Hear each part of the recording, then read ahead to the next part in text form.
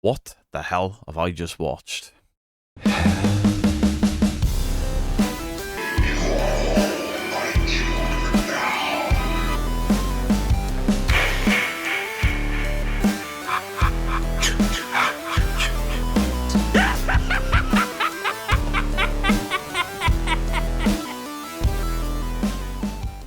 Widows, Widows, Boss Girls, how you all doing? I haven't done a review on this channel for quite some time, but I've been very excited. Netflix, Monster, the Ed Gein story. Ooh, Ed Gein, proper sick person. Story, incredible. Let's hope that it's historically somewhat accurate and more in the vein of Dahmer than the two brothers that would, yeah. Oh, first thing, Charlie Hunnam. I'm a big Charlie Hunnam fan. He's not so great with accents. You know, the first season of Sons of Anarchy, his accent's a bit wobbly, but he grows into the role. This, he sounds somewhere between a cross between Kermit the Frog and Michael Jackson. Maybe that was a directorial choice, because until 2023, before this was actually shot, we had no idea what Ed Gein sounded like. Interview tapes have come out, and he sounds like a normal man. Just, you know, a normal dude. So they do this weird thing with his voice, maybe to make him seem unassuming and a bit slow, because all of the residents that were ever interviewed about Ed Gein said, you know, he was just this really gentle, charming, nice guy. He's completely shocked. So maybe that's why they did that, and I can get behind that. Charlie Hunnam's acting, voice aside, was brilliant. You know, what a brave role to take on when you know you're going to be giving yourself one of those touchy moments with a belt around your neck wearing your mum's underwear. But is that true to the story? That much I don't know. But potentially the guy was obsessed with his mum, apparently in a sexual way. And this is my problem with this show. Ed Gein was apparently sexually attracted to his mother. He dug up corpses. He used the skin. He used the bodies. He allegedly ate parts of them. I mean, you know, a human heart was found on a cooker. He shot a shop owner in the head, took her to his shed, put her up by her ankles, split her pretty much all the way down, removed all her internal components and her lady parts, and somehow this show thought that that wasn't grotesque enough, that they would have to outright lie and make out that one of the police officers was the son of this woman that discovered it. The true story was that this police officer did indeed discover the body, lost his mind. He beat the shit out of Ed Gein in holding, but in the show, for some reason, they're like, yeah, it's not quite bad enough that he's walked in on that. Let's make it his mum, and let's have him beat the shit out of Ed outside the house, which didn't happen. We've all seen the footage of Ed just hiding his face, but there's shots of him not covering his face. He hadn't been beaten up at that point by the police.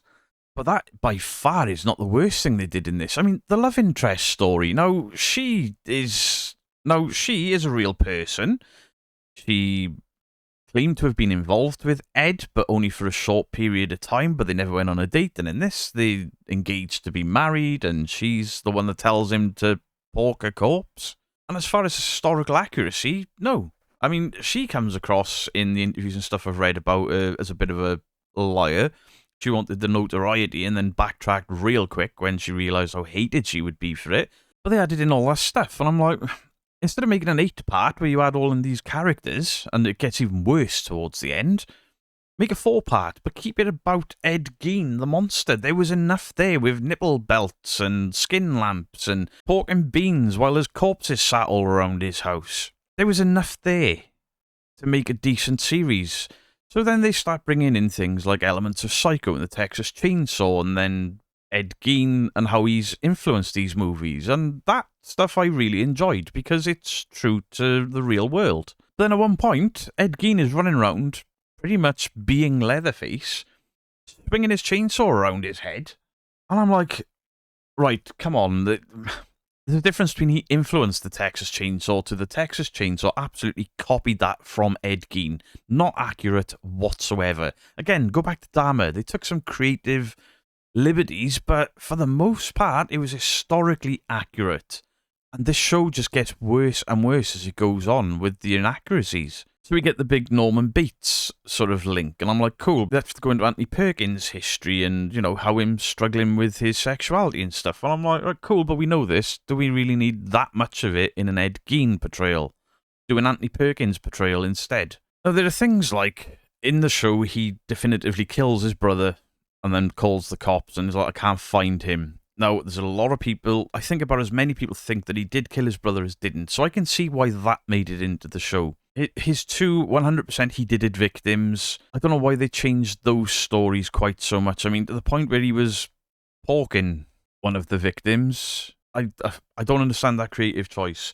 It almost seems like Ryan Murphy, who's created this show, took all of the complaints of Dahmer, and then when he brought out the Mendez brothers, ramped the complaints up just to get complaints. Got even more complaints, so with this third one, Ed Gein was like, F it, I'm going to take all the worst elements of American Horror Story, or the worst in my opinion, the singing and dancing routines and all that stupidness that really, really made me want to not watch that show anymore, to the point where I gave up, and introduced them into the final episode of Gein. Watching Ed Gein go down a corridor in some sort of fever-pitched dream to an MTV music video with all the serial killers thanking him, high-fiving him, and then he gets his version of heaven where his mum finally accepts him. And I'm like, what the fuck were you thinking? How can you try to make this monster, the name of the show, Monster, human? How can you try to make us feel sorry for him? Because at parts, you genuinely feel sorry for this guy.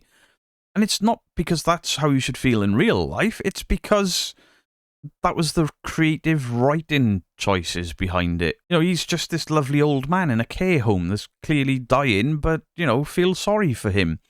Yeah, he did some things in his past, but he's fine now. No, they skipped his 2 trials. They skipped, you know, there are interviews out there with people that worked in the facility with him, and yes, while he was quiet and meek, he certainly didn't help the FBI capture any serial killers, which is alluded to in this. And then for some reason, we get Timu Mindhunter. Remember Mindhunter, that fantastic show where they interviewed serial killers to try and catch other serial killers?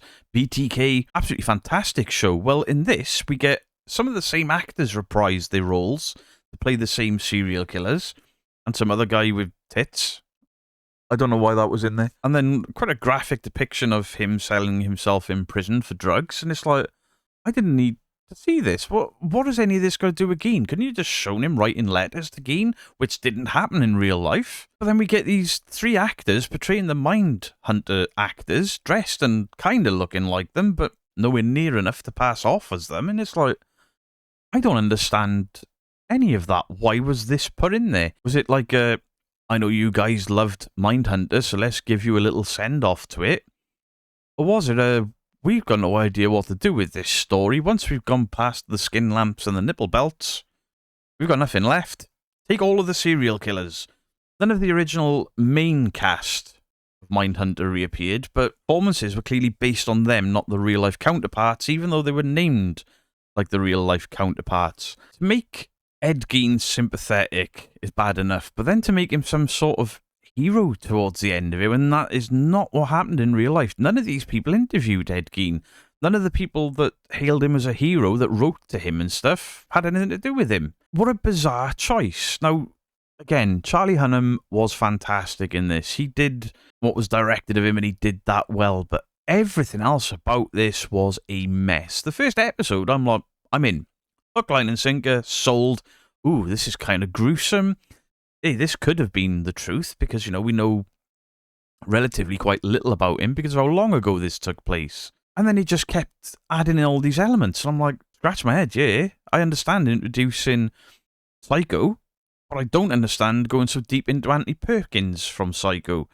I understand introducing the Texas Chainsaw, cool. But then this, like, fever dream upon his death, but then he doesn't actually die, and then we get subjected to it for a second time, the guy with the boobs, and he's right into Gein, and then Gein solving crimes. What an absolute cluster. I so wanted to enjoy this, and midway through the final episode, I looked at my wife, she looked at me, and I went, what the fuck are we watching here? What are they doing? Why are we supposed to feel sorry for this guy? He allegedly ate parts of people, and that wasn't the worst thing he did to parts of people.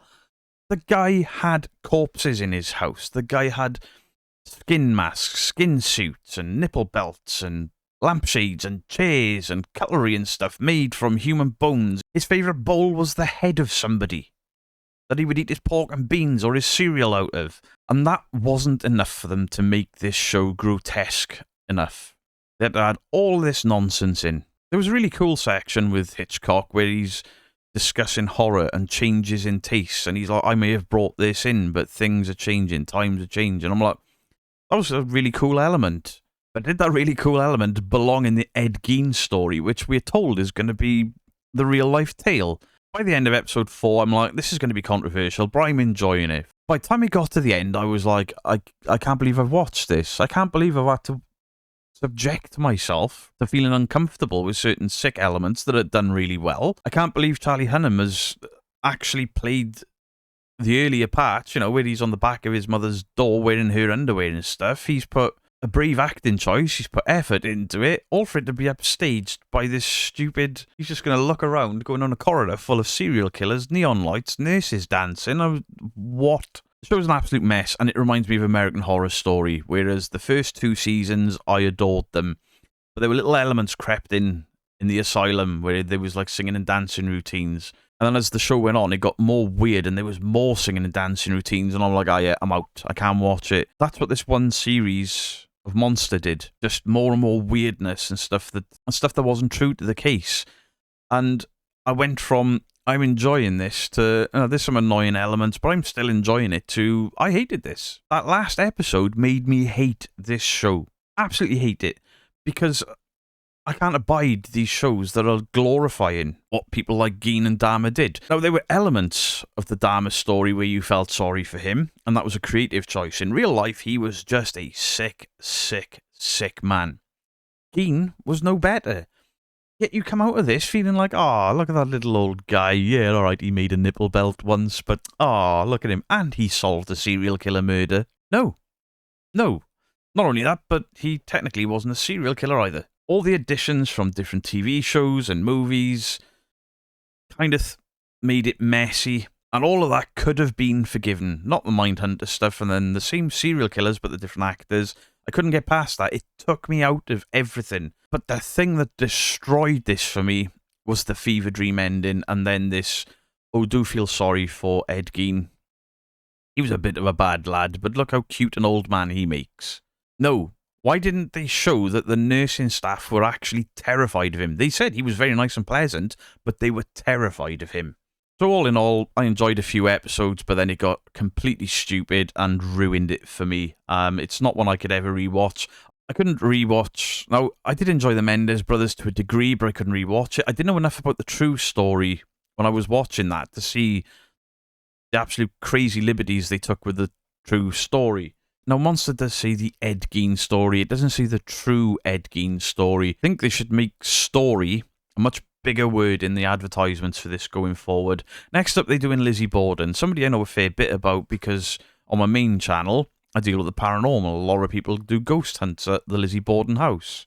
What the hell are they going to do to that? How much singing and dancing is there going to be? How many time jumps is there going to be like, Lizzie Borden influenced Casper the Friendly Ghost or some bollocks? No, you can't link them, but I feel like these writers and directors could try and push something that stupid. Because to me, this show is not about the monster anymore. It's about the creative team upsetting people. The only thing I can take from this is the creative team are trying to annoy people.